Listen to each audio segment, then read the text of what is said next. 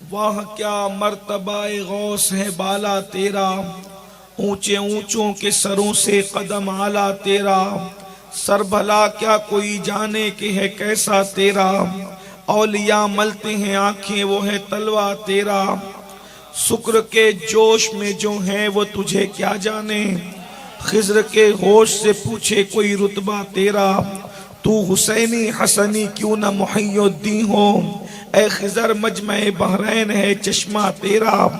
इब्ने ज़हरा को मुबारक हो अरूसे कुदरत, हम कादरी पाए तसद्दुक मेरे दूल्हा तेरा।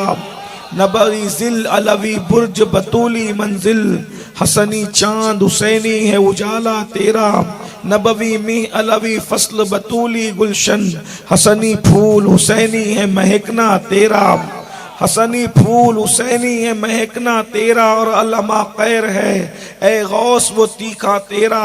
मर के भी चैन से सोता नहीं मारा तेरा, अक्ल होती तो खुदा से न लड़ाई लेते, ये घटाएं उसे मंजूर बढ़ाना तेरा।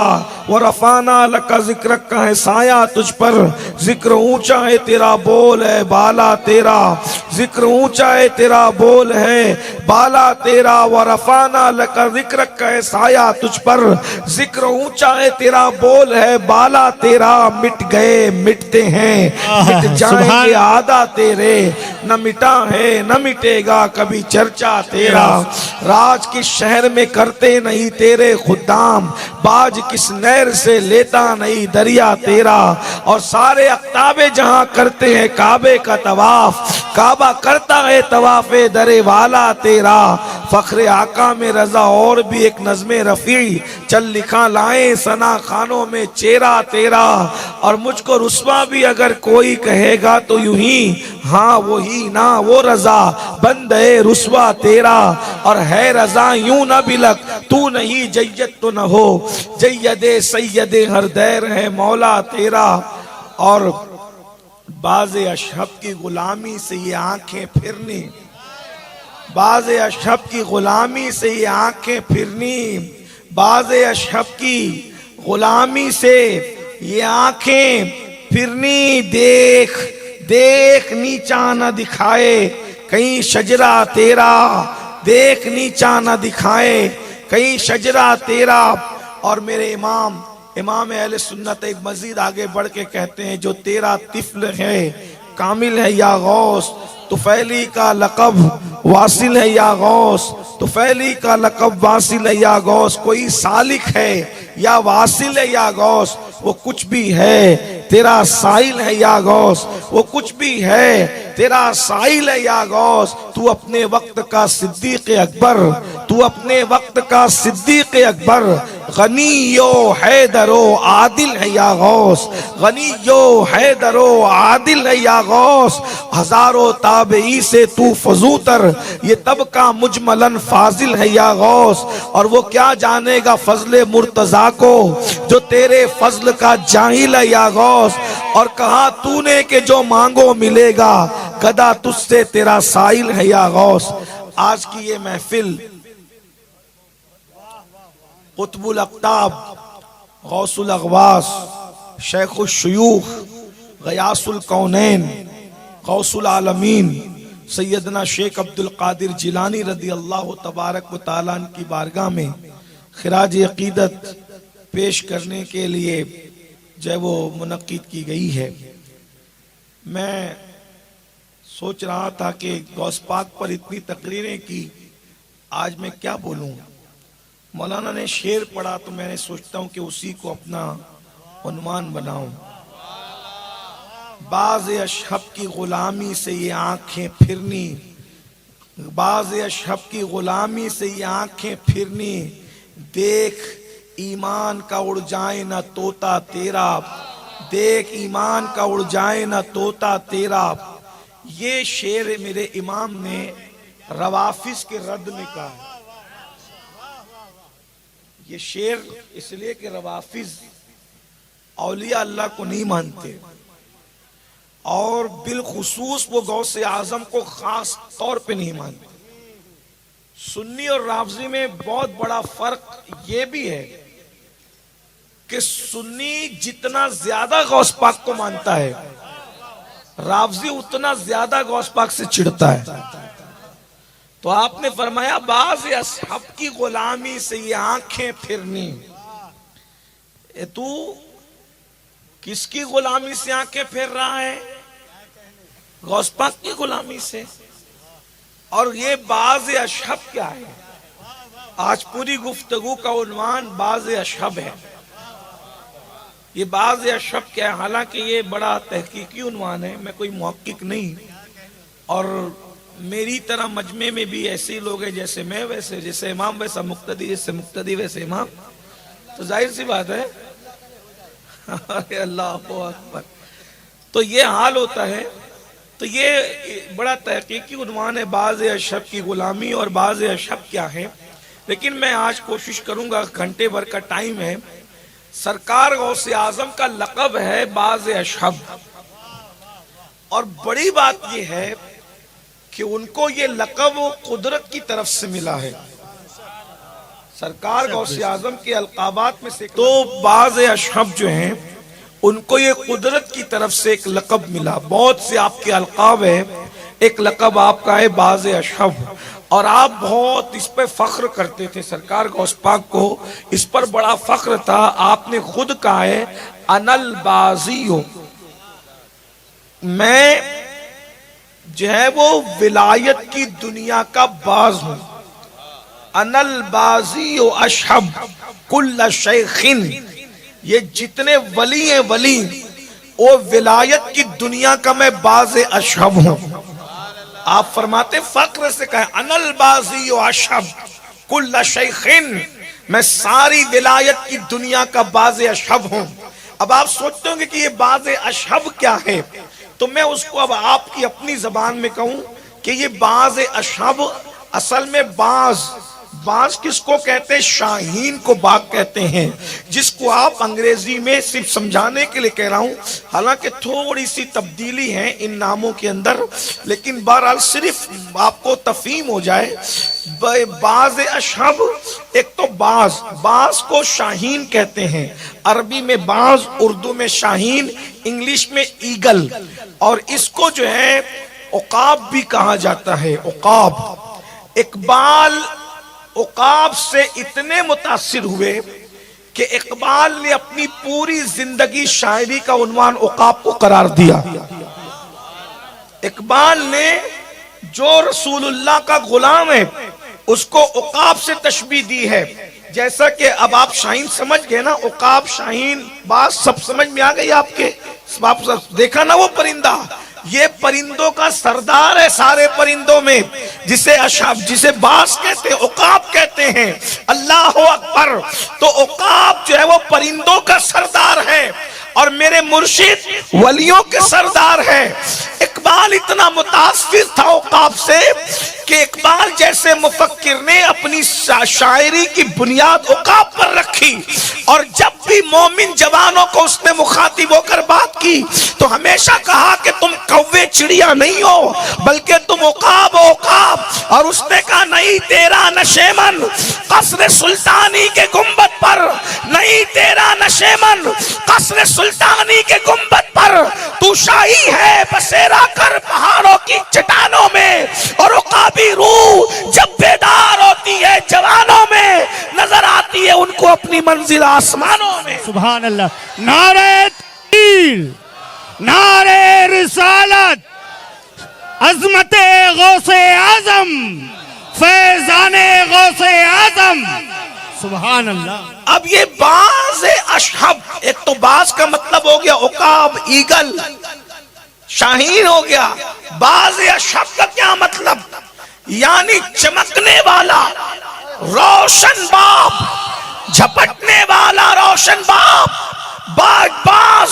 और सरकार गौसे आजम किस तरीके के बाज हैं, अब मैं इनकी शान बाजियत पर गुफ्तगू करने से पहले बताऊं, सरकार गौसे आजम इरशाद फरमाते हैं, फरमाते मेरी तरह कोई नहीं है और मैं किसी की तरह नहीं हूं, किसी को मेरे हाल पर कयास मत करना और मुझे किसी की हाल पे कयास मत करना।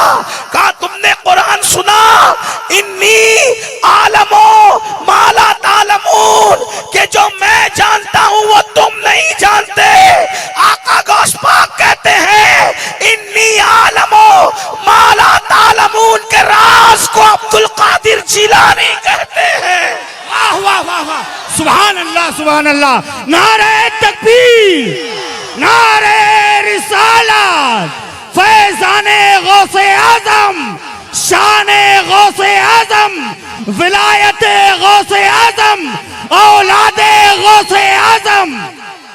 दरअसल ये फितना उन बिदतियों में है कि नबी हमारी तरह, जिस जमात में गौसे आजम नहीं वो लोग कहते हैं गौसे आजम नबी हमारी तरह।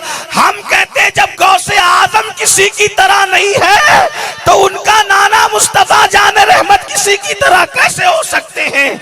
और ये बात मैं अपनी तरफ से नहीं कह रहा हूं, अल्लाह अकबर। बहुत से लोगों को गौस पाक की शान हजम नहीं होती और कहते हैं ये कह दिए और ये कह दिया और वो कह दिया। मैंने कहा जो अब्दुल कादिर हमारे दिलों में छुपा है वो तो अभी हमने तुम्हें बताया ही नहीं है, वो तो तुम्हें पता ही नहीं है। तुम तो इतने पे उल्टी कर दिए तो हम तुम्हें बताएं क्या, इसलिए कि आपका हाजमा इतना कमजोर है तो आपको बताएं क्या। वरना सरकार गौसे आजम उस हस्ती का नाम है कि अल्लाह अकबर अपने वक्त का मुजद्दिद ये कहने पर मजबूर हो गया है। अल्लाह अकबर क्या कहते हैं, जाओ अगर उर्दू जबान आती है तो इसकी तशरीह लिख करके लाओ, हजारों ताबई से तू फजूतर। अगर उर्दू आती है तो कम से कम इसको पढ़ लो। एक तो नहीं हजारों ताबई से, सिर्फ फुजू नहीं। अगर इल्म यहां बैठा हुआ है तो मैं तवज्जो चाहता हूं। एक है फुजू होना और एक है फुजू तर होना। एक दो नहीं हजारों ताबई से तू फुजू तर, ये तबका मुजमलन फासिल है या गौस।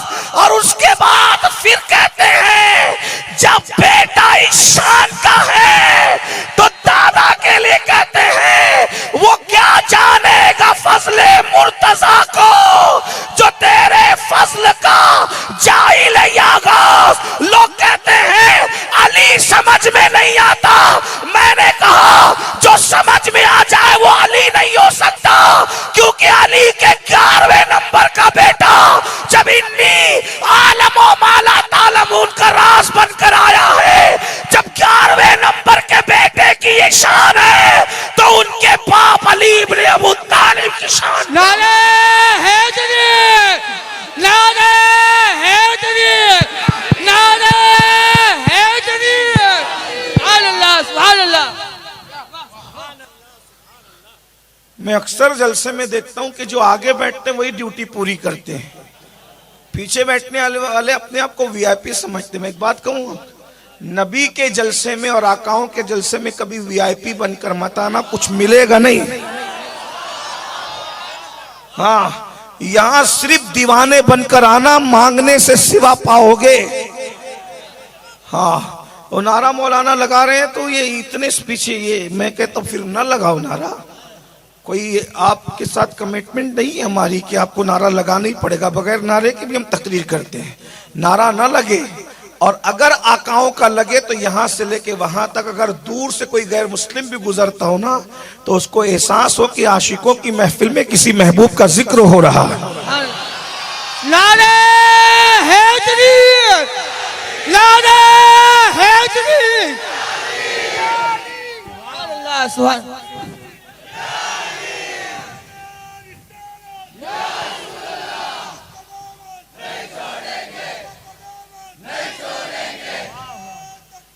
सुभान अल्लाह सुभान अल्लाह। यहां कोई अपनी डिग्री लेकर आया ही ना करो, महफिल के बाहर सारी डिग्रियों का खुमार बाहर उतारो, यहां सिर्फ दीवाने बनकर आया करो। और दीवानगी में इंसान वो पाता है ना जो फरजानगी में नहीं मिलता। तो चले मैं जल्दी जल्दी से पढ़ता हूँ, घंटे भर का वक्त था, माइक बंद हुआ, उसके बाद फिर आपने नारे का जवाब नहीं दिया तो फिर बात आ गई। बाज़ अशहब आप फरमाते हैं अनल बाजी व अशहब, मैं बाज अशब हूँ, चमकता दमकता बाग हूँ, हमला करने वाला बाज हूँ। और ये बाज क्या होता है अब जरा सुने। गौस पाक ने अपने आप को, देखो जब भी किसी चीज को समझाना होता है तो समझाने के लिए कोई ना कोई चीज को मिसाल दे करके या इस्तिआरतन जो है वो बयान किया जाता है। जैसे अगर किसी की खूबसूरती समझानी हो तो हम उसके बारे में कहते हैं इसका चेहरा तो चांद की तरह लगता है। क्या लगता है? अच्छा, ये भी लोग मिसाल देने पर भी लोग उछल कूद करते हैं।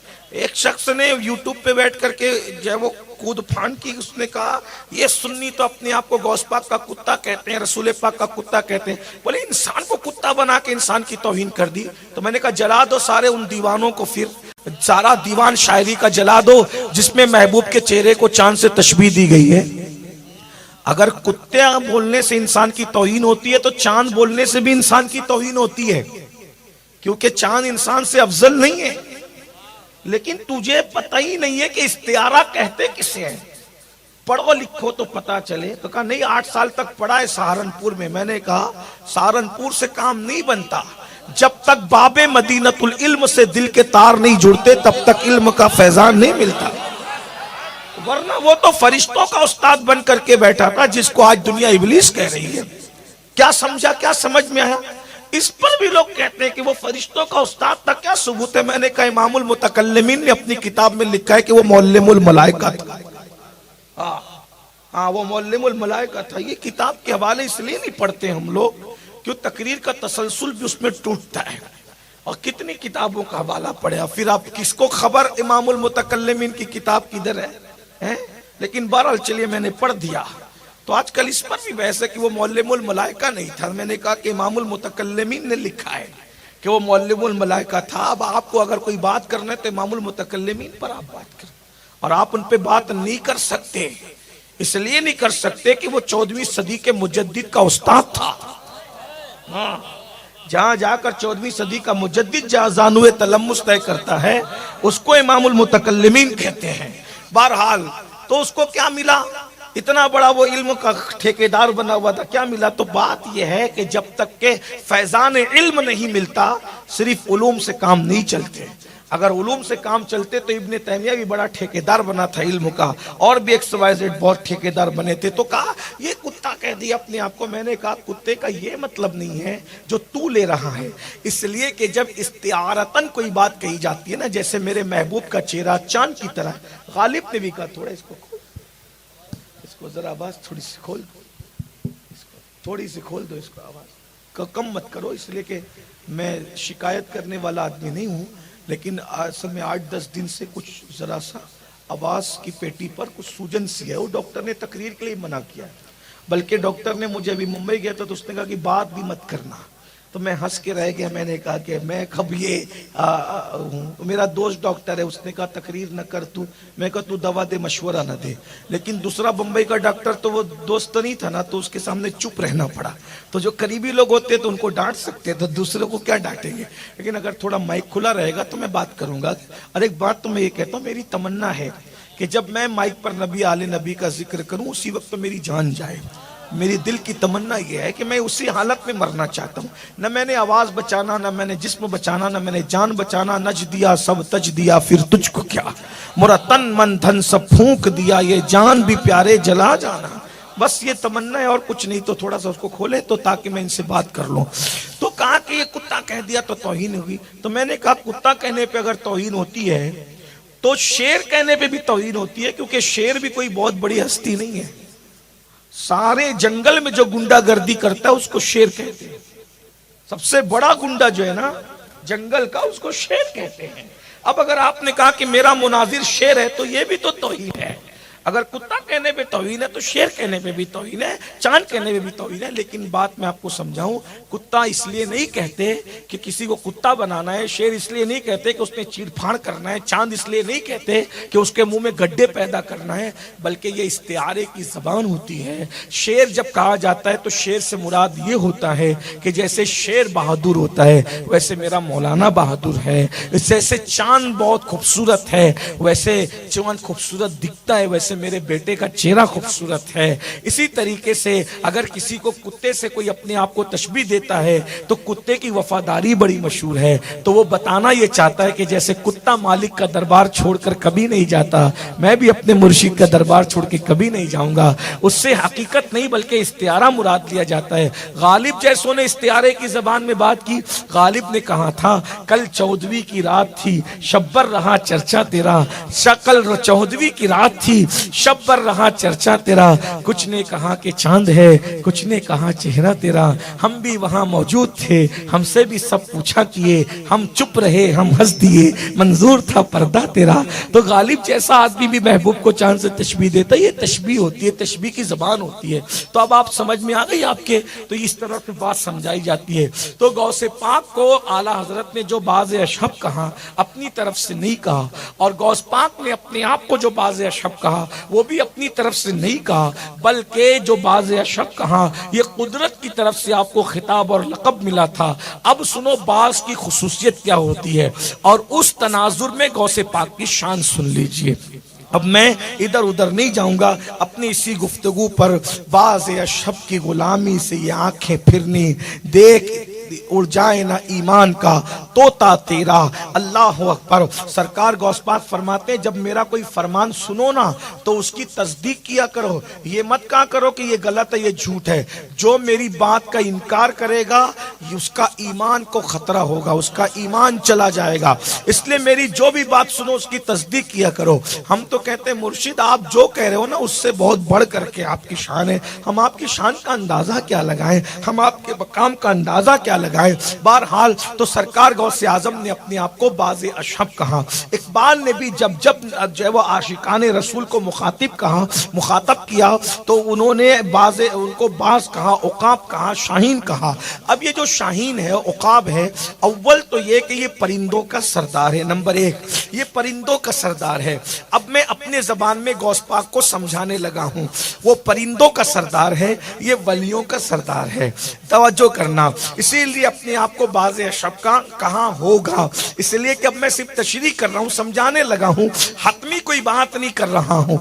तो आप जो है वो वलियों के सरदार हैं। नंबर 2 नंबर की बात, जब परिंदा उड़ता है जिसे बास कहते, उकाब कहते हैं, तो कोई परिंदा उसके साथ उड़ नहीं सकता, वो हमेशा तन्हा उड़ता है। चिड़ियों का गौल होता है, यानी चिड़िया जब उड़ती है तो एक साथ उड़ती है, कौवे एक साथ उड़ते हैं, कबूतर भी बहुत सारे मिलकर एक साथ उड़ते हैं। उकाब हमेशा अकेला उड़ता है। आप गौसे पाक को देखें। और फिर एक बात ये, जहां तक उसकी परवाज होती है वहां तक किसी परिंदे की परवाज नहीं होती। तो जैसे परिंदे की परवाज होती है वैसे वलियों की भी रूहानियत के अंदर परवाज होती है। गौसे पाक बता रहे हैं कि मैं उकाब हूं, उकाब। जैसे कोई कौवा उकाब के बराबर उड़ नहीं सकता, वैसे जब मैंने रूहानियत के मर्तबों में परवाज की है तो कोई वली कभी मेरी बराबरी न कर सका।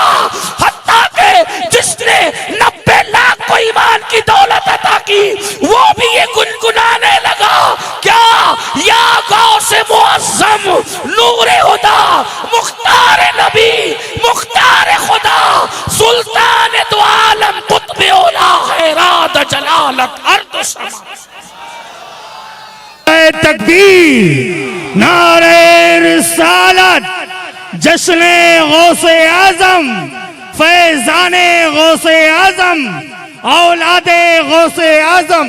गरीब नवाज जैसा जिसकी मनकबत लिखे, गरीब नवाज जिसकी मनकबत लिखे, गरीब नवाज जिसको या गौस कह करके पुकारे, या गौस।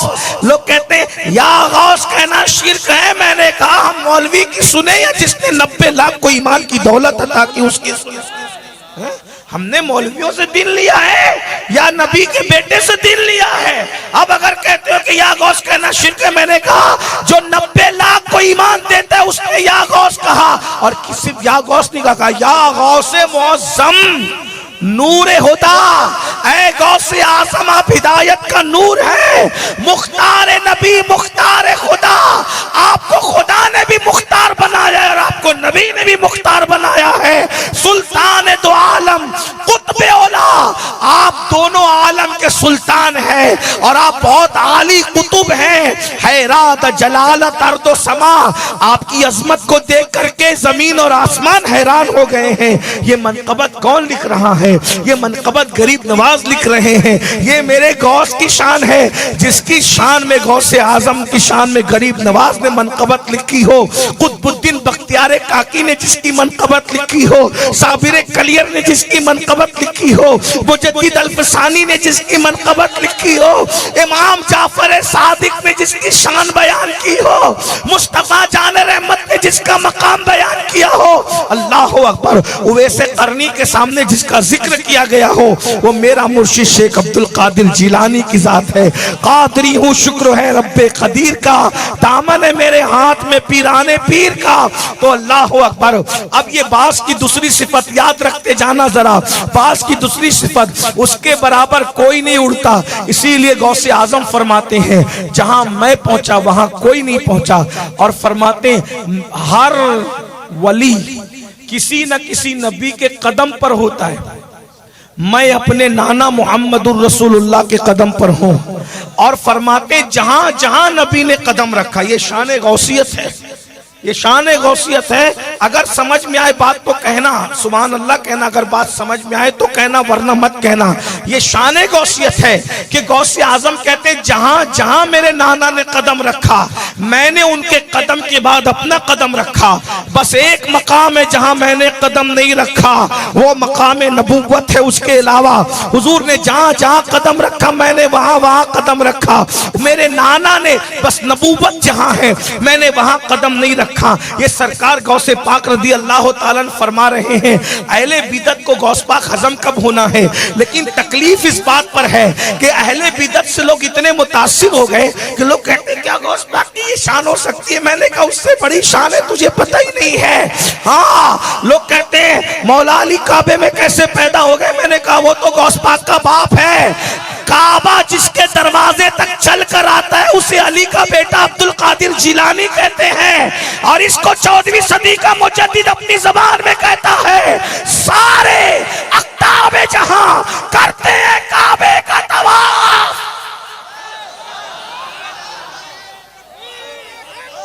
जिसको मानना मानो, ना मानो ना मानो, मैं तो बोलूंगा, इसलिए कि मेरा मसलक ये है, सारे अख्ताब जहां करते हैं काबे का तवाफ। काबा करता है तवाफ दरे वाला तेरा। अल्लाह, नारे तकबीर, नारे रिसालत, फैजाने गौसे आजम, जश्ने गौसे आजम। पूरी नहीं हुई। काबा राबिया का भी तो तवाफ करता है इब्राहिम इब्न अदहम। मैंने ये कब कहा कि गौस पाक का तवाफ करता है? राबिया का तवाफ करता है, इब्राहिम बिन अदहम का तवाफ करता है। मैंने ये नहीं कहा गौस पाक का। गौस पाक का तवाफ नहीं करता। हाँ, मेरा इमाम फिर मेरा इमाम है, जिसे दुनिया अहमद रजा कहती है। हाँ, क्या कहा? काबा गौस पाक का तवाफ नहीं करता, काबा करता है तवाफे दरे वाला तेरा। अरे वलियों का तवाफ, मिलना जुलना, इस्तिकबाल तो औरों के साथ भी है। यहाँ इमाम अहमद रजा कह रहे हैं अब्दुल कादिर का जो दर और चौखट है, उसका तवाफ काबतुल्लाह करता नजर आ रहा है। सुभान अल्लाह, नारे तकबीर, नारे रिसाला, नारे हैदरी, नारे गौसिया या गौस अल-मलाल, नारे गौसिया। कुछ लोग कह रहे हैं अरे जब काबा तवाफ करने आया होगा तो फिर लोगों को दिख नहीं रहा होगा। मैंने कहा तुझे पता ही नहीं है, निशाने काबा अलग है, हकीकते काबा अलग है। तू जाता है तो सिर्फ निशाने काबा को देखता है, यहाँ हकीकते काबा की अलग अलग बातें की जाती है। एक होता है निशान और एक होता है हकीकत। अभी इस पे जाऊंगा तो बहुत लंबी होगी, इसको यही छोड़ता हूँ। आपको तहकीक पढ़नी हो तो बहुत अच्छी तहकीक पेश की है हजरत अल्लामा मुफ्ती फैज अहमद उवैसी साहब रहमतुल्लाह अलैह ने। मैं वो वहां छोड़ करके आपको जा रहा हूँ। बाज जहां तक उड़ता है कोई नहीं उड़ता। आका अलैहिस्सलाम का ये बेटा फरमाते हैं कि मैं बाज़ अशब हूं। एक बात, अब जो बाज होता है उसकी खासियत होती है, बाज की खासियत होती है, तहकीक में खता हो सकती है, तहकीक में खता हो सकती है। आप अगर कोई नई तहकीक लाएंगे तो मुझे बताना, तो मैं उससे रुजू कर लूंगा। बाज जो होता है ना, बाज जब वो आसमान में उड़ता है तो उसकी ये शान होती है कि अल्लाह ने उसको ऐसी आंखें दी है कि वो ऊपर रहने के बाद 60 किलो मुरब्बा मीटर, बाज की जो आंखें देखती है ना, 60 किलो मुरब्बा मीटर, यानी चारों तरफ से 60 किलोमीटर तक वो इतनी ऊपर से भी देखता है, उसकी आंखें इतनी रोशन होती है। ये बास की बात है, और ये कोई मौलवी की तहकीक नहीं पेश कर रहा हूं, ये साइंसदानों की तहकीक है। डिस्कवरी का जमाना है, ये जमाना डिस्कवरी का है ना, तो आप हजरात अगर किसी और साइंसदान ने कुछ और कहा हो तहकीक करके तो आप वो भी लाइए, क्योंकि तहकीक के दरवाजे बंद नहीं हुए हैं, तहकीक पर तहकीक होती रहेगी और कोई इल्म हतमी नहीं है, हर इल्म वाले पे एक इल्म वाला है। यानी ये परिंदों का जो सरदार है। अब बात मैं करने लगा हूं, जरा तवज्जो करना। मैंने यही कहा कि मौलाना ने जो है वो शेर पढ़ के बड़ा करम किया, हालांकि ये उन्वान जो था ये सूफिया के दरमियान का था कि बाज़ अशब की बात, लेकिन अब चूंकि बात छिड़ गई ना, तो कोई समझे ना समझे, बगदाद का दूल्हा खुश हो जाए, मेरा काम बन गया, है ना, बस बात इतनी है। तो आप ये बाज जो होता है वो इतनी ऊपर से 60 किलोमीटर मुरब्बा, 60 किलो मुरब्बा मीटर, यानी चारों तरफ, समझाने के लिए, चारों तरफ से 60 किलोमीटर तक वो देखता है। और देखने की इसकी शान ये होती है कि समुंदर के अंदर जो मछली तैर रही होती है अंदर, वो उसको भी देख लेता है। आप अब्दुल कादिर जिलानी को समझ क्या रहे हैं? वो कहते हैं मैं बाज़ अशब हूं, अगर तू मुझे नहीं जानता तो परिंदे पे तहकीक कर, मैं तुझे समझ में आऊंगा। परिंदे को जब अल्लाह ने इतनी आंख दी कि वो 60 किलोमीटर तक देख सकता है, जो परिंदों की कायनात का सरदार है, उसके देखने का ये आलम है, तो खुदा ने जिसको वलियों की कायनात का सरदार बनाया होगा, उसके देखने का आलम क्या होगा। इसीलिए तो कहते हैं नजर दो इला बिलादिल्लाहि जमा, कि मैं अल्लाह के शहरों को ऐसे देखता हूँ जैसे तुम हथेली पे राई का दाना देखते हो। सुभान अल्लाह, नारे लेकिन अब मैं आपसे एक बात कहता हूँ, मौलवी को बास के देखने पे एतराज नहीं है। मौलवी मान गया कि बास 60 किलोमीटर तक देख सकता है। अरे मगर तू ये कब मानेगा जो परिंदों की कायनात का सरदार है, जब खुदा उस पर इतना मेहरबान है, तो नबी के बेटों में जिसको अपना महबूब बनाया होगा उस पर मेहरबानी का आलम क्या होगा। सुभान। गौसपाक कहते हैं कि अगर मेरी जबान पे शरीयत का ताला नहीं होता तो जो खा के आते वो भी बताऊंगा, जो बचा कर आते वो भी बताऊंगा। लेकिन तुम परिंदे पर तो ईमान लाए, नबी के खानदान पे ईमान नहीं लाए। पता चला कि नबी के खानदान से तेरी दुश्मनी बड़ी पुरानी है, तो क्या तेरा नसब अबू जहल से मिलता है क्या? अफसोस है, परिंदे को माना, नबी के खानदान को। मेरे इमाम सैयदी आला हजरत इक्सीर आजम में इशारा कर रहे हैं, कहा लोग मिट्टी से पैदा होते, कहा यहाँ मिट्टी क्या है, यहाँ मिट्टी क्या है? वहां फरमाते एक जुमला कहते हैं, इक्सीर आजम की शरह में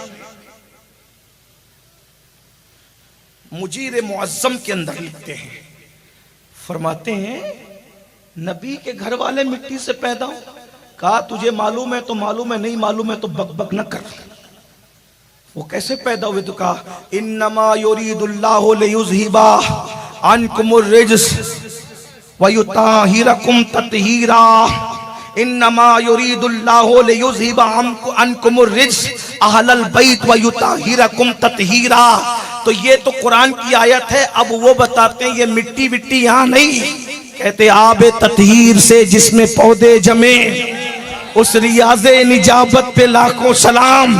खून खैरुर रसूल से है इनका खमीर, उन्होंने जिनका कहा मैं कह रहा हूँ खून खैरुर रसूल से है इनका खमीर। ओ मेरे मुर्शिद तेरी बेलोस तीनत पे लाखों सलाम।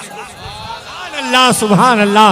सुभान अल्लाह। वो जो परिंदे के नुत्फे से पैदा हुआ उस बाज की आंखों पर ईमान लाए हो, जो आबे ततीर से पानी जिनके पौधे जमे हैं, उनकी अजमत को कब तस्लीम करोगे, उनकी अजमत को कब मानोगे?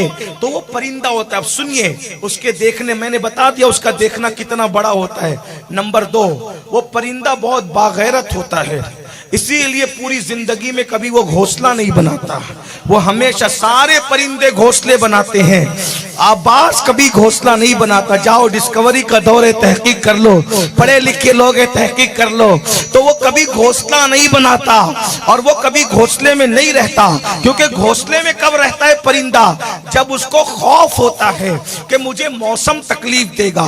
और हालांकि मैं फिर उलमा से माजरत चाहते हुए, तो मैं मौसम, वो लोग भी मौसम कहते तो मैं भी मौसम कह रहा हूं, लेकिन अगर फसी और बलीग उर्दू है तो उसको मुझे मौसम कहना चाहिए। लेकिन आप परेशान हो जाएंगे गुजरात वाले कि ये मौसम कब से हो गया, तो आपकी रियायत करते हुए मैं भी मौसम ही कह दूं। बहरहाल, तो वो जो परिंदे होते हैं वो घोंसले में कब जाते हैं, जरा तवज्जो करना। नंबर 1, उनको खौफ होता है कि मौसम मुझे सताएगा, तो वो मौसम के डर से अंदर चले जाते हैं। नंबर 2, कोई परिंदा मुझे आके उचक लेगा, तो वो परिंदे के खौफ से अंदर चले जाते हैं। नंबर 3, कोई जानवर मेरा घोंसला उजाड़ देगा या तकलीफ पहुंचाएगा, तो वो खौफ से अंदर जाते हैं। लेकिन ये बाज, हजरते बाज, अब मैं ये कह दूं हजरते बाज, ये बाज घोंसला क्यों नहीं बनाता? इसलिए कि सब परिंदे इससे डरते हैं, ये किसी परिंदे से नहीं डरता, इसलिए जो है इसको घोंसला बनाने की जरूरत नहीं आती। नंबर 2, ये मौसम से भी नहीं डरता, क्योंकि इसको सर्दी, जुकाम, बुखार और बीमारी का खतरा नहीं रहता। क्योंकि जब आप सब बादल की कड़कड़ कड़कड़ की आवाज आती है, चील कौवे सब और चिड़िया अपने घोंसलों में छुप जाते हैं कि बारिश होगी, लेकिन जब गड़गड़ाहट की आवाज आती है तो ये निकल के हवा में परवास करता है, मौसम को एंजॉय करता है और चैलेंज करके कहता है मौसम बदलने के लिए आता है, मैं बदलने वाला नहीं हूं। तुझे गरजना है तो गरज भी ले, तुझे बरसना है तो बरस भी ले। तो ये ना मौसम से डरता है, न किसी परिंदे से डरता है, इसीलिए घोंसला नहीं बनाता। अब मैं बता दूं बगदाद जाने वालों, अभी मेरे बड़े भाई ने कहा हर साल जाता हूं, मैंने कहा वहां तुझे जुबैदा का महल तो होगा, सज्जाद बापू तो टूर लेकर भी जाते हैं, अरे तुम्हें वहां जुबैदा का महल दिखेगा, कैसर का टूटा फूटा महल दिखेगा, हारून रशीद के महल के खंडरात दिखेंगे, जरा अब्दुल कादिर जिलानी का घर हो तो बता दो, वो पास बगैर घोंसले के रहता है। वली लोग अपनी जात के लिए, अपने नफ्स की तस्कीन के लिए घर नहीं बनाते, बल्कि वो अच्छे इंसान बनाते नजर आते। बताओ ना, पूरे नारे तकबीर का मकान कहाँ है? पूरे अजमेर मुकद्दस में गरीब नवाज का मकान कहाँ है? पूरे वारिस देवा में वारिस पाक का मकान कहाँ है? ये लोग घर बनाने नहीं आए थे, ये नबी के दीन की खेती हरी करने आए थे। बताओ ना, करबला में इमाम हुसैन का मकान कहाँ है? अल्लाह अकबर, अल्लाह अल्लाह। तो ये बाज होता है जो कभी घोंसला नहीं बनाता, बगैर घोंसले के रहता है। और एक बात बताऊं, इतनी ऊंचाई पर रहता है कि वहां कोई परिंदा जा ही नहीं सकता। इसके अंडे को तोड़ने का खौफ नहीं, टूटने का खौफ नहीं, क्योंकि ये रहता वहां है जहां किसी परिंदे की रसाई नहीं है। अब मैं आगे और बात को बयान करता हूं, लेकिन यहां एक बात आ गई कि ये जो वलियों की कायनात का बाज है, ये वहां तक गया जहां किसी वली की रसाई नहीं। ये तो अपना अपना है हौसला, ये तो अपनी अपनी उड़ान है। कोई थक के रह गया बाम तक, कोई कहकशा से गुजर गया। दीवान गाने इश्क मोहम्मद को देखकर घबरा गई है गर्दिशे दौरा, कभी कभी गर्दन में हार डाले हैं माहो नुजूम ने, गुजरा है इन हदों से मुसलमान कभी कभी। जहां बास फरिश्तों के पर थके हैं, उसके आगे आशिकों की रसाई हुई है। अगर कहूंगा तो फिर कहूंगा, बाद में याद दिलाना। लेकिन जैसे वो परिंदा उतनी ऊपर जाता है जहां कोई परिंदा नहीं जाता, मेरे गौस में मर्तबे विलायत में वहां गए जहां कोई वली नहीं गया। जब सरकार गौसे पाक ने कहा ना कि कदम हाज़ी अला रक़बत कुल्ले वलील्लाह, मशहूर है, है, मशहूर है। आजकल कुछ मेंढकियों को जुकाम हुआ है, कहा हमारे पीर के गर्दन पे कदम नहीं है। मैंने कहा हम झगड़ा करने वाले लोग नहीं है, तू जान तेरा पीर जान। क्योंकि एक मर्तबा किसी पीर के मुरीदों ने एक दौर में कहा कि हमारे पीर की गर्दन पे नहीं, तो कुछ कादरी लोग उनके पीर के पास चलेगा, तुम्हारे मुरीद लोग क्या कहते हैं? क्या कहते हैं कि हमारे पीर की गर्दन पे नहीं। कहा ये बदबख्त तो मुझे पीर तो मानते हैं, वली नहीं मानते। क्योंकि गौस पाक का कदम आम पब्लिक की गर्दन पे थोड़ी है, गौस पाक का कदम तो वलियों की गर्दन पे। ये बदबख्त अगर मुझे वली भी मान लेते तो कदम भी मान लेते। तुम जानो तुम्हारा काम जानो। हाँ, जितना जुकाम हुआ है छींक लो, छींकते छींकते थक जाओगे। गौसे पाक की अजमत को कौन मिटा सका है? ये मनकबत का शेर है, मिट गए मिटते हैं मिट जाएंगे आदा तेरे, न मिटा है न मिटेगा कभी चर्चा तेरा। व रफाना लका जिक्र का, ये गौस पाक की शान में। लोग इसको नात में पढ़ते हैं, नात में नहीं पढ़ना, क्योंकि रसूलुल्लाह पे व रफाना का साया नहीं है। डायरेक्ट रफाना लका जिक्र उन्हीं के लिए है। हाँ, डायरेक्ट उनके लिए है, साया गौसे आजम पर है। वो रफाना लका जिक्र का, साया तुझ पर, जिक्र ऊंचा है तेरा, बोल है बाला। एक मर्तबा किसी ने कहा फातिमा ज़हरा की आल में एक जवान है, अब्दुल कादिर उसका नाम है, वो बड़ी बड़ी बातें करता है। हाँ, तो कहा बड़ा है तो बड़ी बात करेगा, जो छत पे खड़ा रहेगा उसको जितना दिखेगा जमीन पे खड़े रहने वालों को उतना दिखेगा क्या? नहीं दिखेगा ना। तो कहा बड़ी बड़ी बातें करते। तो दूसरे वाकई वली थे, कहा उसको उसके हाल पे छोड़, वो जमीन में जितना मशहूर है उससे ज्यादा वो आसमानों में मशहूर है। उसकी बातें न करना। और मेरे इमाम ने तो कहा शुक्र के जोश में जो है वो तुझे क्या जाने। ये उलमा से पूछो, ये शुक्र जो है ना, शुक्र विलायत में एक मंजिल है। अब आदमी वली हो जाए फिर शुक्र में पहुंचे, तो जब वो शुक्र में पहुंचता है तो उसकी अकल काम नहीं करती, इतनी अनवार व तजल्लियात होती है, ऐसा जोश होता है तजल्लियात का, वो अपने आप को भी भूल जाता है। तो इमाम कहते हैं वली है मगर शुक्र के जोश में है, वो आपको क्या पहचानेगा? अरे शुक्र वाला वली नहीं पहचानेगा, जिसको वुजू नहीं आता वो क्या पहचानेगा? अरे जो यजीद का तलफ्फुज न जाने, जो अब तक यजीद को यजीद कह रहा है, वो मेरे गौस पाक पे एतराज करेगा? वो मेरे गौसे आजम को तौलेगा? औकात देखो, अपनी हैसियत देखो। 5 कलमे आदमी वली ना पहचान सके अजमत गौसे आजम को मुकम्मल है, तो कहते शुक्र के जोश में जो है वो तुझे क्या जाने। पूछना है गौस पाक का मकाम, तो मेरे इमाम कहते हैं खिज्र के होश से पूछे कोई रुतबा तेरा। अगर अजमत गौसियत में आप पूछना है तो जाओ खिजर से पूछो। एक वली को मिल गए खिजर अलैहिस्सलाम, तो पूछा शेख अब्दुल कादिर क्या है, तो खिजर अलैहिस्सलाम कहते हैं उनसे पहला उन जैसा कोई नहीं हुआ, उनके बाद कयामत तक उन जैसा कोई हो ही नहीं सकता। नबूवत की कायनात में मेरे नबी जैसा कोई नहीं, विलायत की कायनात में मेरे मुर्शिद गौसे आजम जैसा कोई नहीं। हाँ, तो अब सुनिए, मैं जो कहने लगा था कि वो जो परिंदा बाज है ना, बाज, समेटता हूँ, टाइम हो गया पूरा, बाद में कभी याद दिलाना, तो अभी बात मत, बस हो जाए, जो सबको अपने हाल पे छोड़ दो, टाइम पूरा हो गया, जो टाइम दिया था उससे ज्यादा हो गया, तवज्जो कर ले, बाद में याद दिलाना। तो ये बाज के बारे में बाज अशब पर कुछ बात होगी, लेकिन अभी परिंदा ये जो बाज वहां तक जाकर के बैठता है जहां कोई नहीं जाता।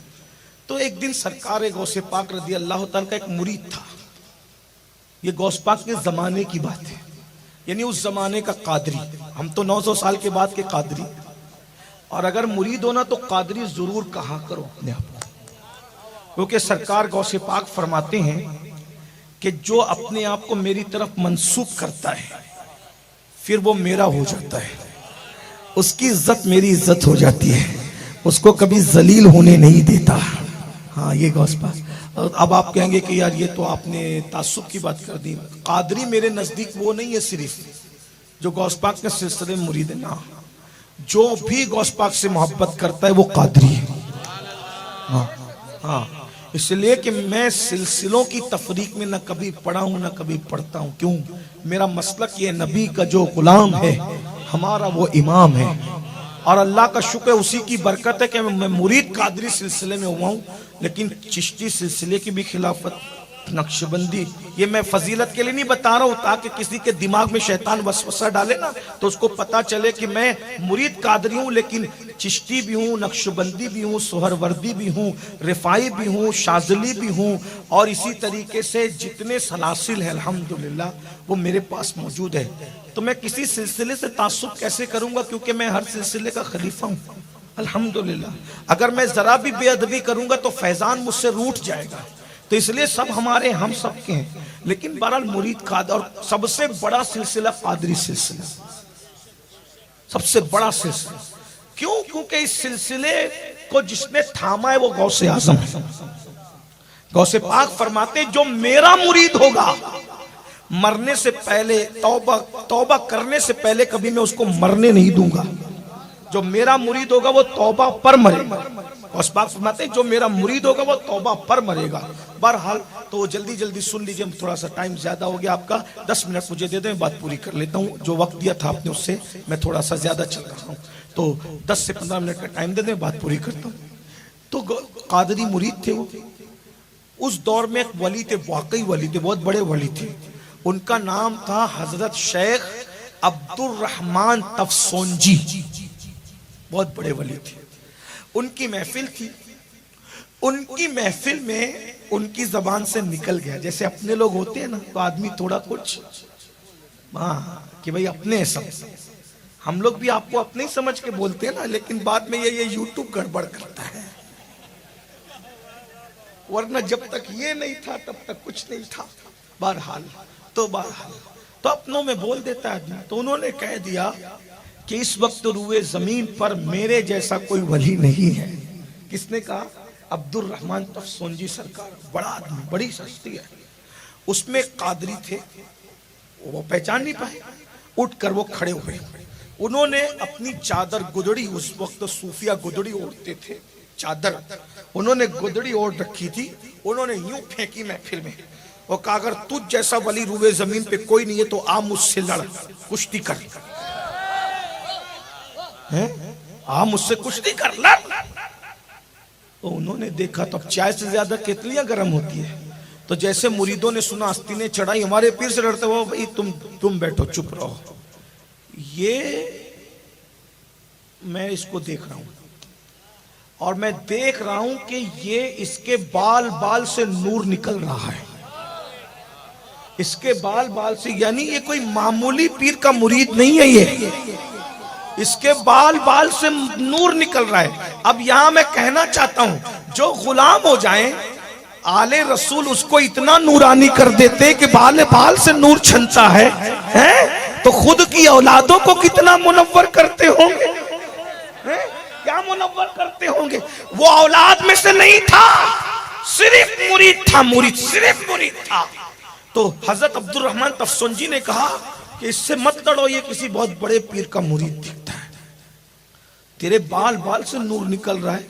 तो कहा आपने कहा ये कैसे कि उस वक्त रुए जमीन पे मेरे जैसा कोई वली नहीं, मेरा पीर अब्दुल कादिर जिलानी वो किधर है फिर? तो कहा मैं तुझसे लड़ता तो नहीं बेटा, क्योंकि मैं तुझे देख रहा हूं क्योंकि जो अल्लाह ने नूर की, मुझे दिल की आंख दी है, तेरे बाल बाल से नूर निकल रहा है। तो मुरीद किसका है? कहा मेरा पीर शेख अब्दुल कादिर जिलानी, शेखुश्शयूख शेख अब्दुल कादिर जिलानी।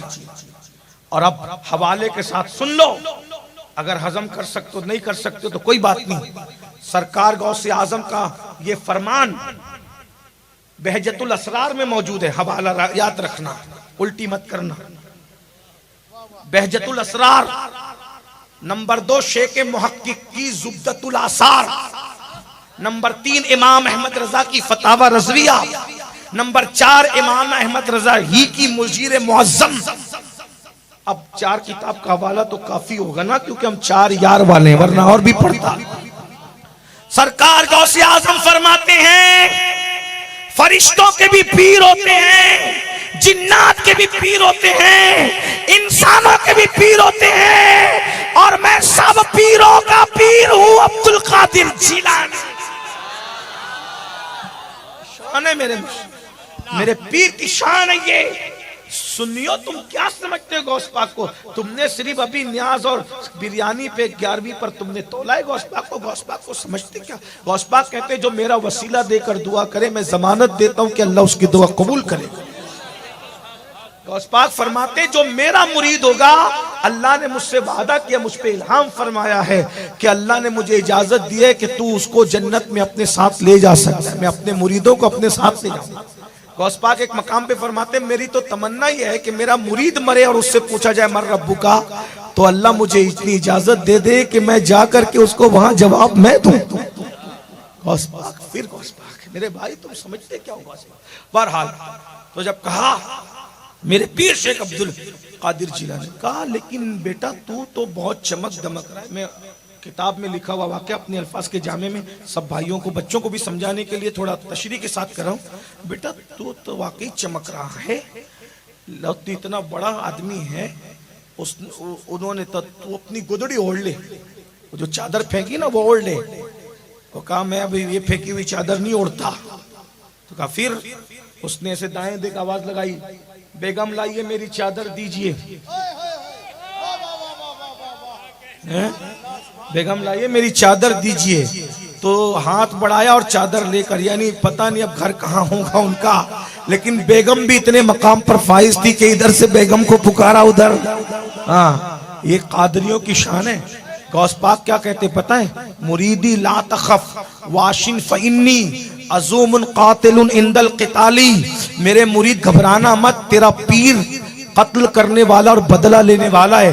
गौस पाक कहते हैं, गौस पाक कहते हैं, तवज्जो, गौस पाक कहते हैं मेरा घोड़ा बेलगाम है और मेरी तलवार बेनियाम है। जो हमसे आके टकराएगा वो अपने अंजाम को पाएगा। याद रखना, बहुत टकराने के लिए आए, यूट्यूब की आप आए, आज कहाँ की हवा खा रही है जरा देखो, और अंजाम क्या हो रहा है, उनका मकाम और मर्तबा देखो। इसलिए मशकूक न होना। अरे हम यूट्यूब के लोगों को देखकर और नाबालिग मुहक्किकों को देखकर अपने बुजुर्गों को छोड़ देंगे जिनका सिलसिला अल्लाह अकबर यहाँ भी काम आ रहा है, वहां भी काम आ रहा है। और ये तो अल्लाह हमारे तजुर्बात, हमारे बुजुर्गों के तजुर्बात है कि हमने जब अपने मुर्शिद को दिल से पुकारा है तो हमेशा अपने पास पाया है। जरा कोई फरियाद करके तो देखे। अल्लाह अकबर। मुर्शिद गौसे आजम की शान में क्या बयान करूं। बहरहाल जब उन्होंने गुदड़ी लेकर के ओढ़ ली तो महफिल में सन्नाटा छा गया। कहा मुरीद ऐसा है वो पीर कैसा होगा। एक बेटा मगर बात एक है, जो भी, अब चलिए कोई झगड़ा लड़ाई तो कुछ बहस मुबाहिसा तो नहीं हो सकता। एक बात मुझे बता कि तेरा पीर अगर वाकई पहुंचा हुआ होता तो हुजूर के दर तक मेरा रोज आना जाना है। न कभी मुझे जाते मिला न कभी आते मिला। तेरा पीर अगर वाकई पहुंचा हुआ है, भाई जो नमाजी होगा उससे मुलाकात नमाजियों की कभी ना कभी होगी, या तो जाते हुए या तो आते हुए। होना तो चाहिए, है ना, होना चाहिए। और जो नमाज ही नहीं पढ़ता तो मस्जिद की गली में जाने का सवाल ही पैदा नहीं होता। ये भी बड़ा अलमिया है। हम कहते हैं कि नबी के नाम पे जान देंगे मगर 10 मिनट का टाइम नमाज के लिए नहीं देंगे। ये खुली हुई माज़अल्लाह, ये खुली हुई बददयांती है कि हम अपने नबी के लिए जान देने की बात करें और 10 मिनट का टाइम हम नमाज के लिए न निकाल सके। अल्लाह के बंदे नमाज पढ़ो, वरना नमाज के बगैर तुम कादरी कैसे। इस पर भी लोगों को तकलीफ है कि ये बेनमाजी को कादरी मानने से इनकार करता है। मैंने कहा मैं क्या कह रहा हूँ, सरकार गौसे आजम फरमाते हैं कि बेनमाजी मर जाए तो उसको मुसलमान के कब्रस्तान में दफन मत करो।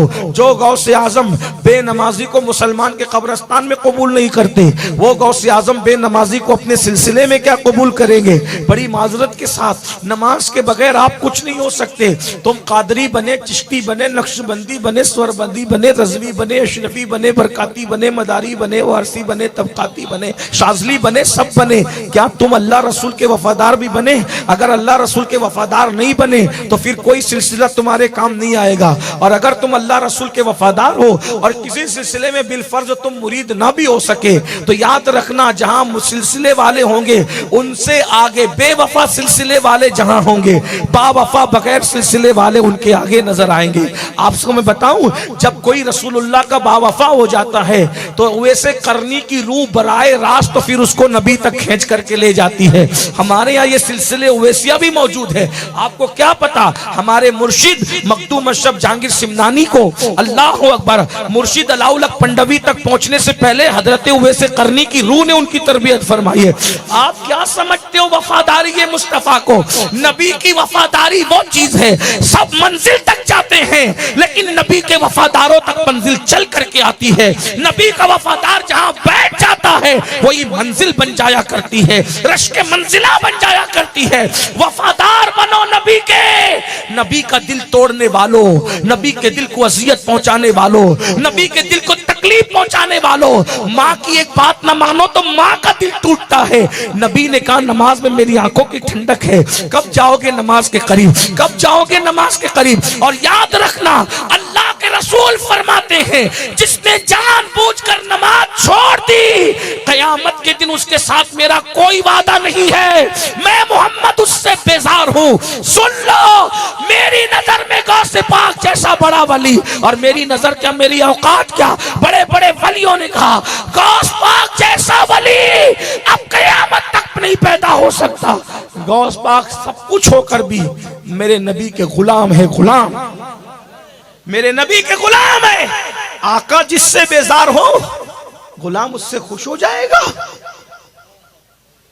आका जिससे बेजार हो गुलाम उससे खुश हो जाएगा। नबी कह रहे हैं कि मैं मोहम्मद उनसे बेजार हूं जो नमाज नहीं पढ़ते। आज जुमा गुजरा, पता नहीं कितनों ने जुमा पढ़ा भी होगा कि नहीं पढ़ा। बहुत माजरत के साथ अपनी आखिरत को बर्बाद मत करो। जो माल अपनी कब्र में नहीं ले जाओगे उसके लिए 8-8 10-10 घंटे मेहनत करते हो, और जो अमाल कब्र में ले जाओगे उसके लिए 10 मिनट का वक्त नहीं निकालते।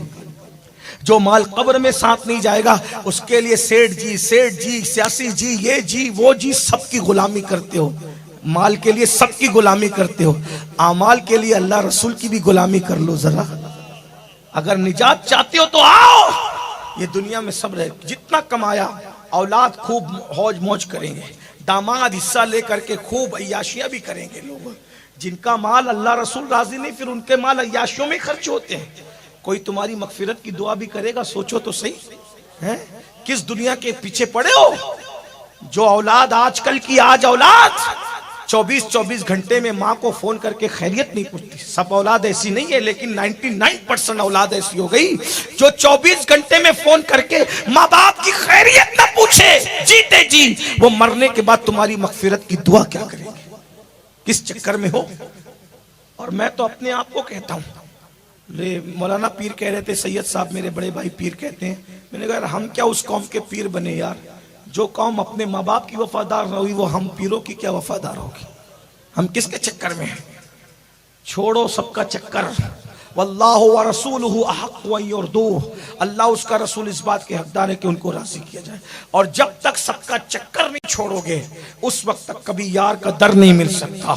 तो आलम से करती है बेगाना दिल को, अजब चीज है लज्जत आशनाई, शहादत है मतलूब मकसूद मोमिन, न माले गनीमत न किश्वर कुशाई।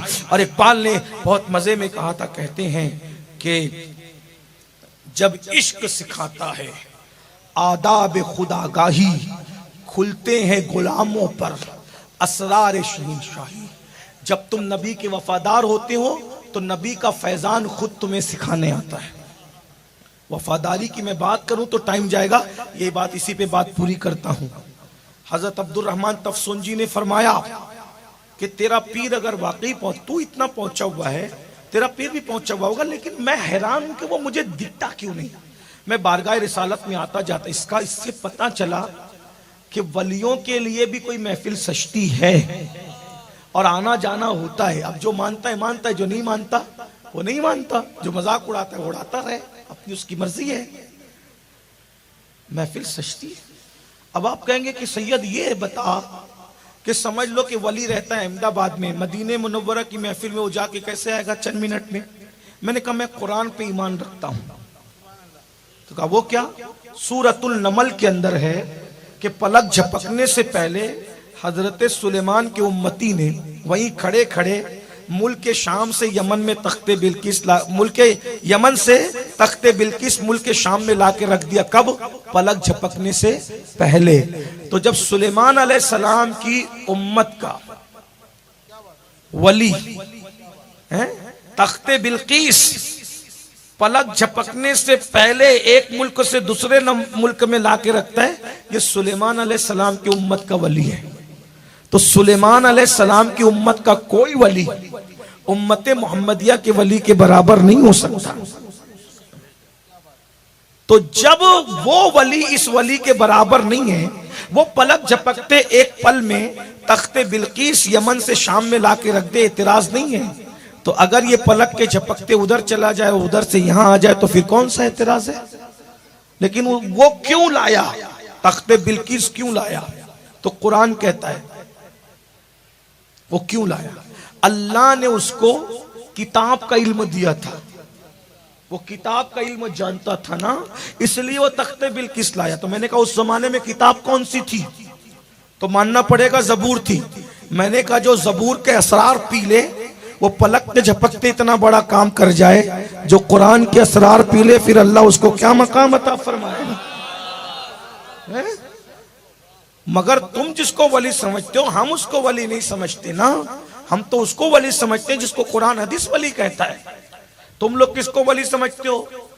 जो गांजा पी रहा होगा कब्रिस्तान में बैठ के, जो चरस पी रहा होगा कब्रिस्तान में बैठ के, तुम उसको वली समझते हो। 10-10 उंगलियों में अंगूठियां पहन रखा होगा, कमर तक बाल बड़े करके रखा होगा। बुरा मत मानना, ये तुम्हारी वजह से ये सारा सुन्नियत बदनाम हो रही है।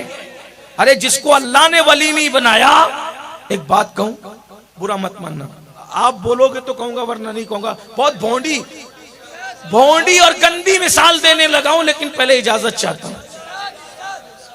जिसको तुमने दामाद नहीं बनाया, अगर कोई उसको तुम्हारा दामाद कह दे तो कितना बुरा लगेगा। जिसको अल्लाह ने वली नहीं बनाया, तुम वली कहते फिरते हो, अल्लाह नाराज नहीं होगा? तुम्हें क्या हक है किसी को वली कहने का? तुम्हें हक किसने दिया? और फिर जाहिलों को, पागलों को, कंजड़ियों को, चरसियों को, शरीयत के खिलाफ बकवास करने वालों को, मजाक उड़ाने वाले को वली कहते हो। सुनो, जब अनपढ़ और जाहिल को तुम अपनी बेटी नहीं देते, तो अनपढ़ और जाहिल को अल्लाह अपना वली कैसे बना सकता है? अल्लाह किसी अनपढ़ जाहिल को वली नहीं बनाता, अल्लाह हमेशा इल्म वाले को वली बनाता है। ये और बात है कि सबको मदरसे में पढ़ा करके इल्म नहीं मिलता, किसी को किताबों से मिलता है, किसी को निगाहों से मिलता है, लेकिन इल्म पहले मिलता है, उसके बाद विलायत मिलती है। नारे सुन लो, तकबीर। अगर आपको बात समझ में नहीं आती, टाइम तो ज्यादा हो रहा है। विलायत देते हैं गौस पाक और मौला अली के हुक्म से देते हैं। और गौस पाक कैसे आलिम बनाते हैं सुनिए। हाँ, कैसे आलिम बनाते हैं? शेख शहाबुद्दीन उमर सोहरवर्दी, मेरे मुर्शिद, सिलसिले सोहरवर्दिया के मेरे इमाम, मेरे आकाए नेमत।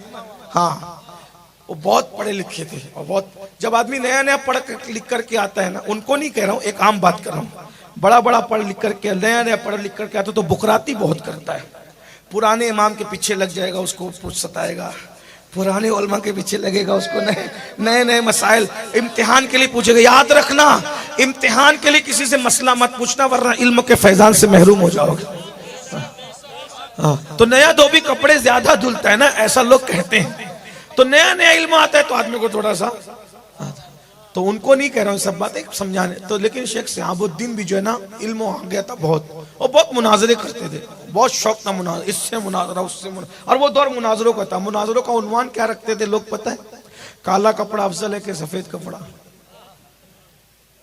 किस रंग की टोपी अफजल है, यानी ये सब। यानी जब कौम बर्बाद होने लगती है तो उसकी फिक्र ही होती। और आज तुम्हारा भी वही हाल होगा, तुम्हारा भी वही हाल हो गया। आज तुम ये बातें कर रहे हो, कि सिद्दीक अकबर जन्नत में जाएंगे कि नहीं जाएंगे, अबू बकर मुसलमान थे कि नहीं थे, उमर मुसलमान थे कि नहीं थे, उस्मान गनी, ये तुम बात, इस पे तुम बहस कर रहे हो। मैंने कहा तुझे कलमे का तर्जुमा नहीं आता, अपनी औकात में रहे मेरे भाई।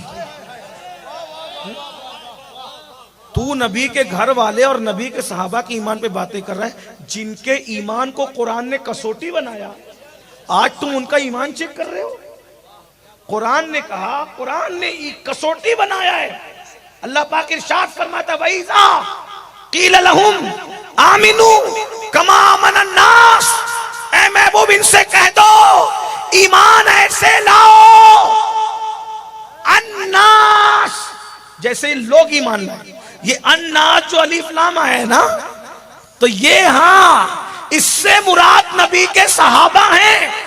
तो अब तफसीरी तर्जुमा ये बनता है, ऐ नबी पूरी कायनात के लोगों को बताओ कि तुम्हारा ईमान लाना अल्लाह कबूल नहीं करेगा, न रसूलुल्लाह कबूल करेंगे।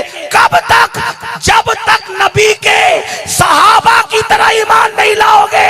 ईमान वही कबूल है जो अबू बकर जैसे ईमान लाए, उमर जैसे ईमान लाए, उस्मान जैसे ईमान लाए, अली जैसे ईमान लाए, साद, सईद, तलहा, जुबैर जैसे ईमान लाए। कुरान तो कह रहा है कि जो सहाबा की तरह ईमान लाएगा उसी का ईमान कबूल किया जाएगा, जो उनकी तरह ईमान नहीं लाएगा उसका ईमान कबूल ही नहीं होगा। अब उनके ईमान पे तुम बहस करोगे, वो भी किसके कहने पर? यूट्यूब के नाबालिग मुहक्किकों के कहने। मैंने कहा ये ईमान वाले अगर नहीं है तो फिर दुनिया में ईमान किसने लाया? वो बताओ, वो बताओ। जिसे कुरान कहे कि सहाबा की तरह ईमान, ये सब मरने वाली कौम की निशानी है, ये तबाह होने वाली कौम की निशानी है, ये बर्बाद होने वाली कौम की निशानी है। ये क्यों नहीं कह देते कि मुझे गौसे आजम से ज्यादा नहीं समझता? जब गौसे आजम ने हजरत सिद्दीक अकबर को अफजलुल बशर बादल अंबिया बितहकीक मान लिया है तो मैंने भी मान लिया है। जब गरीब नवाज ने मान लिया है तो मैंने भी मान लिया है। जब हजरत बंदा नवाज गैसूदराज ने मान लिया है मैंने भी मान लिया है। जब मखदूम अशरफ जहांगीर समनानी ने माना है तो मैंने भी माना है। इतने बड़े बड़े लोग माने, और तू अगर तुझसे पूछ दिया जाए मेरे भाई के नमाज की फराइज और वाजिबात बता दे, ना बता सको। और हम सिद्दीक अकबर के ईमान में, कौन सिद्दीक? जिसके लिए मेरे आका ने कहा पूरी उम्मत का ईमान एक पल्ले में रखो और तन्हा अबू बकर का ईमान एक पल्ले में रखो, तो सब के ईमान पे मेरे अबू बकर का ईमान भारी हो जाएगा। आज अगर उसके ईमान को लोग शक की नजर से देख रहे तो फिर दुनिया में किसका ईमान मोतेबर होगा? ये तो बताओ। ये तबाह होने वाला, तो बहरहाल वो दौर भी ऐसा ही था, बर्बाद होना था ना। फिर अल्लाह ने ऐसी कौम पे, फिर अल्लाह ने हलाकों को मुसल्लत किया, चंगेज खान को मुसल्लत किया। जब कौम दीन से दूर होती है ना, दीन का मजाक उड़ाती है, तो फिर कोई हलाकू चंगेज का इंतजार करो। बद्दुआ के तौर पे नहीं कह रहा हूं। और इतने तो हलाकू चंगेज मुसल्लत हो गए, अगर अभी होश के नाखून नहीं लोगे तो तुम्हारी दास्तां तक भी न होगी दास्तानों। हाँ, आप क्या समझते हो? ये इसलिए अदब से रहो, इसलिए कि हजारों साल की मेहनतें वहां नहीं पहुंचाती जहां अदब पहुंचाता है। अदब से रहो, सहाबा का अदब करो। और एक जुमला मेरा याद रख सकते हो तो रखो, अपनी मर्जी से किसी को मत मानो। अल्लाह रसूल ने जिसको जो मर्तबा दिया है उसको बस वो मर्तबे पे मान लो, यहां भी कामयाब है वहां भी कामयाब। अपनी मर्जी से नबी ने जिसको मुसल्ला दिया वो सिद्दीक अकबर थे, हमने उनको मुसल्ले के काबिल मान लिया, कोई बहस ही नहीं। नबी ने जिसको बिस्तर दिया हमने उसको बिस्तर पे सोने का हकदार मान लिया। नबी हिजरत की रात जिसके कंधे पे बैठ गए वो अबू बकर का नसीब था। कंधे थे अबू बकर के कि सिद्दीक अकबर के कंधे पे नबी बैठ गए। और फतेह मक्का के दिन जिसको अपने कंधे पे उठा लिया वो उसका नसीब। नारे तकबीर, नारे रिसालत, नारे हैदरी। 5 नारा पंजतन का, 1 नारा हैदरी, नारे गौसिया। न सिद्दीक अकबर का कंधा भूल सकते क्योंकि उस पे नबी बैठे हैं, और न अली के कदम को भूला जा सकता है जिनको नबी ने प्यार से अपने कंधों पे खड़ा किया है। जरा गौर तो करें, शान है मेरे मौला की, ये शान है सिद्दीक अकबर की। जिसने जान भी कुर्बान की उस सिद्दीक को भी मानते हैं, जिसने नमाज कुर्बान की उस सिद्दीक को ही उस अली को ही मानते हैं। नबी ने दोनों को बता दिया कि ये भी आशिक है मेरा, ये भी आशिक है। बहरहाल बात दूर जाती है तो अर्ज ये करता, शेख साहबुद्दीन उमर सरवर्दी बहुत मुनाजरा करते थे। उनके चच्चा को फिक्र होती थी ये मुनाजरे में पड़ गए, तो चच्चा इनको लाए, नए नए जवान थे, अच्छा सरकार ये बड़े मुनाजरे कर रहा है। तो गौस पाक ने देखा, बोले क्या क्या पढ़ा? गौस पाक नजर डाली सीने पे, कहा क्या क्या पढ़ा? कोई जवाब ही नहीं आ रहा। क्या क्या पढ़ा? उनके चचा गौस पाक के खलीफा थे, बाद में ये भी खलीफा हुए। क्या क्या पढ़ा? कोई जवाब। हर जगह जबान चलती है, जबान चुप। वजह गौस पाक की नजर ने जितनी किताबें पढ़ी थी सब खत्म कर दिया, कुछ याद न रहा। बहुत होशियारी नहीं करना, नजर से भी भुला देते हैं। सिर्फ पिलाते नहीं है, भुला भी दे। भुलाना भी आता है और पिलाना भी आता है। हाँ भूल गए। ओ सरकार मुझे तो कुछ याद ही नहीं, जितनी मेहनत की थी। रोने लगे, मैं तो सब भूल गया, मुझे कुछ नहीं। इधर आ, सीने पे हाथ फेरा। जो पढ़ा था सब भुला दिया, जो नहीं पढ़ा था वो सब अता कर दिया। और फिर उसी शहाबुद्दीन सोहरवर्दी ने अवारिफुल मुआरिफ लिखी, जिसका दर्स बाबा फरीदुद्दीन गंजे शकर महबूब इलाही को दिया करते थे। क्या इल्म है, बगैर किताब के ये अता किया। तो वली जो होता है वो वली होता है, मगर किसी को ऐसे दिए हैं, किसी को मेहनत से बरा, लेकिन वली इल्म वाला होता है। तो अब किसी को तोलना मत, मदरसे में नहीं गए तो कैसे आया? तो कुछ लोग ऐसे भी होते हैं जो मदरसे में नहीं जाते हैं, लेकिन मदरसे वाले उनके पास आते हैं। हाँ ये भी है, याद रखना। शेख अबूल हसन खिरकानी किसी मदरसे में नहीं गए, किसी मदरसे में नहीं गए, किसी लेकिन लोग आते थे, बोलते थे हजरत ये हदीस है कि नहीं है? तो बोलते थे ये हदीस है, ये हदीस नहीं है। तो लोग झगड़ा करते मुहद्दिसों से, अरे वो किसी मदरसे में नहीं गए और तुम हदीस चेक कराने के लिए उनके पास आते हो। कहा हम तो उनको बार बार मुगालता देने की कोशिश करते हैं, बाज मर्तबा किसी और का कलाम घुसेड़ देते हैं, मगर वो बताते हैं कि ये हदीस नहीं है और ये हदीस है। तो कहा कैसे बताते हैं? तो लोगों को कहा छोड़ो, नहीं बताना तो पड़ेगा, क्योंकि ये पूरी जिंदगी पढ़ के वो चेक नहीं कर पाते जो आप एक लम्हे में चेक कर लेते हो। कहा तुम्हें क्या पता? जब ये हदीस पढ़ते हैं तो रसूलुल्लाह बेहिजाब मेरे सामने होते हैं। जब हदीस होती है तो हुजूर मुस्कुराते हैं, जब मुस्कुराते हैं तो समझ लेता हूँ कि हुजूर की हदीस है। जब नागवारी चेहरे पर आती है तो समझ जाता हूँ ये हदीस नहीं है। तूने की किताबों से, हमने पी निगाहों से, फर्क है बहुत वाइज तेरे मेरे पीने में। तो वली अल्लाह इल्म वालों को बनाता, लेकिन उसकी अलग अलग होती। बहरहाल चलिए बात खत्म करता हूँ। अब्दुल रहमान तफसुंजी सरकार ने उस मुरीद से कहा, यही बात चल रही थी, आप बोल तो नहीं गए ना? वो कहा कि ये तेरा पीर बहुत बड़ा होगा क्योंकि तू इतना बड़ा है, लेकिन न कभी आते दिखा न कभी। अब इनको ये नहीं पता था कि ये क्यों हुआ। ये मुरीद थे, मुरीद को थोड़ी सब पता था। इनको ये नहीं पता था कि ये क्यों हुआ। उधर गौस पाक ने अपनी खानका में कहा, बेटा उधर वो मेरा गुलाम है ना, वो कादरी, वो फंसा हुआ है, उससे एक सवाल हो रहा है कि तेरा पीर न कभी आते दिखा न कभी जाते दिखा। तुम जल्दी जाओ और उसको बताओ कि आते जाते मेरा पीर दिखता क्यों नहीं।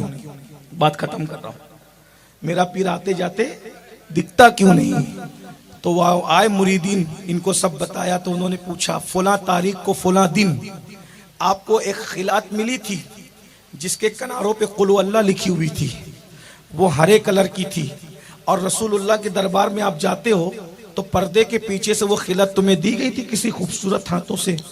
कहाँ मिली तो थी, लेकिन मेरे सिवा ये कोई नहीं जानता, तुम लोग कैसे जानते हो? तो वो कहा मेरे हमारे पीर गौस पाक के हाथों ही से आपको दी गई थी।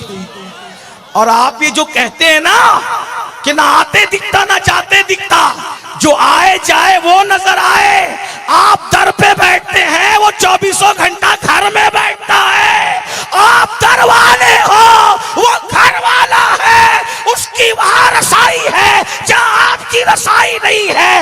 मेरे गौस ने कहा, अनल बाजी अशब, मैं बाजी अशब हूँ, बाजी अशब हूँ। तो जैसे परिंदों का सरदार वहां रहता है जहां और परिंदों की रसाई नहीं है, मेरा मुर्शिद नबी के उस कुर्ब में रहता है जहां और वलियों की रसाई नहीं है। जो वली कब्ल थे या बाद हुए या होंगे, सब अदब रखते हैं दिल में। मेरे आका तेरा सारे अख्ताब जहां करते हैं काबे का तवाफ, काबा करता है तवाफे दरे वाला तेरा, तो तुझसे दर से सग से है मुझको निस्बत, मेरी गर्दन में भी है दूर का डोरा तेरा।